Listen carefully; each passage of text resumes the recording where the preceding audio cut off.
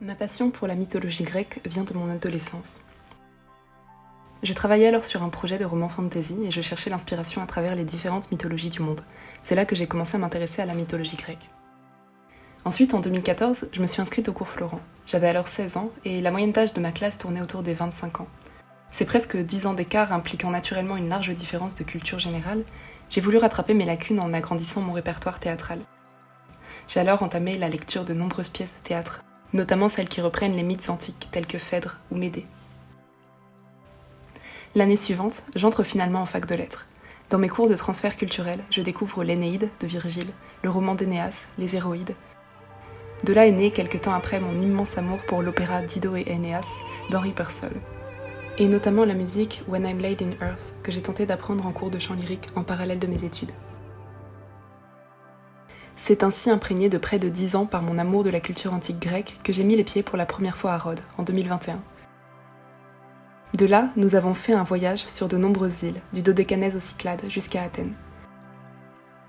Ce que j'ai ressenti lors de mes traversées de la mer Égée ne m'a jamais quitté depuis. Cette mer, imprégnée de mythes et légendes, portant le nom du roi d'Athènes qui, persuadé à tort de la mort de son fils Thésée, s'est jeté de désespoir dans ses flots, cette mer dont le bleu profond à perte de vue et les milliers d'îles sont connues dans le monde entier pour leur beauté, a achevé d'ancrer ma passion pour cette mythologie et cette culture antique. C'est d'ailleurs tout cela qui m'a motivée à choisir pour ma reprise d'études une licence de philosophie et d'humanité, qui inclut donc des cours de lettres classiques sur la culture et la civilisation de la Grèce antique, et je suis vraiment impatiente de me plonger dans ces études. J'avais envie de vous partager aujourd'hui ma fascination pour cette mer, sa mythologie, et pour la Grèce en général, et vous expliquer ainsi davantage mon choix d'études.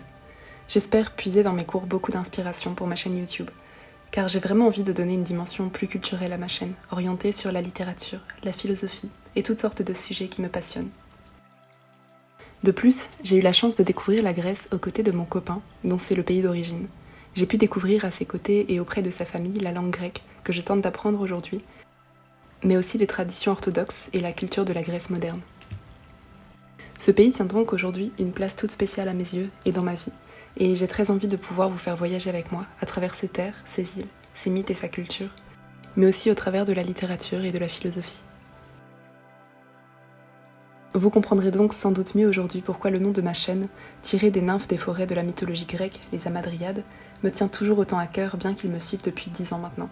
J'avais en effet choisi ce pseudonyme en 2013, plusieurs années avant de créer ma chaîne, et j'ai le sentiment qu'il prend de plus en plus de sens au fil des années.